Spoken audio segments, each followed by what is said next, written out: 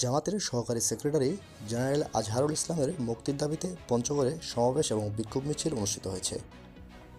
রংপুর থেকে শহীদুল ইসলামের পাঠানো তথ্য ও ভিডিও চিত্রে থাকছে বিস্তারিত।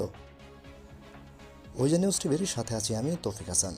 বাংলাদেশ জামাত ইসলামের সহকারী সেক্রেটারি জেনারেল এটিএম আজহারুল ইসলামের মুক্তির দাবিতে পঞ্চগড়ে সমাবেশ এবং বিক্ষোভ মিছিল অনুষ্ঠিত হয়। মঙ্গলবার বিকেলে পঞ্চগড়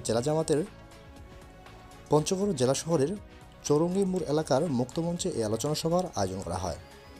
সভায় পঞ্চগড় শহর জামাত ইসলামীর সেক্রেটারি নাসির উদ্দিনের সঞ্চালনায় এবং জেলা জামাতের নায়েবে আমির উপাধ্যক্ষ মফিজ উদ্দিনের সভাপতিত্বে প্রধান অতিথি হিসেবে উপস্থিত ছিলেন জেলা আমির অধ্যাপক ইকবাল হুসাইন।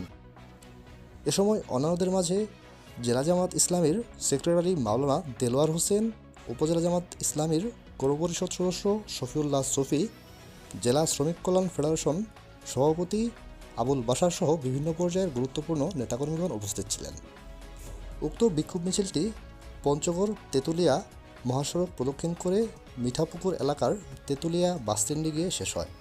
বিক্ষোভ মিছিলে জামাত নেতা এটিএম আজহারুল ইসলামের মুক্তি, জামাত ইসলামী নিবন্ধন ফিরিয়ে দেওয়া, পঞ্চগড়ে জামাতের আমিরের আগমনে স্বাগত জানানোর স্লোগান দেওয়া হয়।